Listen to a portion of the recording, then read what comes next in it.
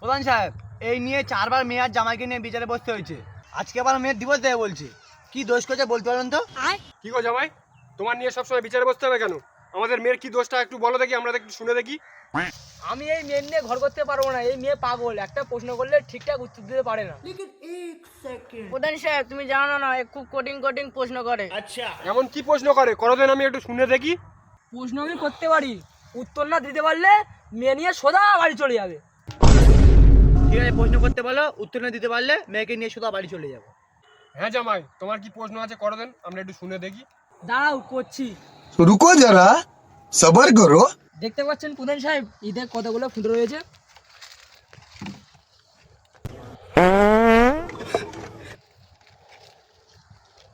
বলুন তো প্রধান সাহেব, আমি কোন ফুটোতে পেয়েছি?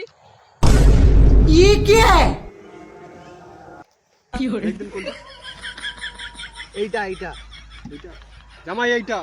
না না প্রধান সাহেব, ভুল উত্তর। আমি এই ফুটোতে পাঁচি নেই, আমি এই ফুটোতে পেয়েছি।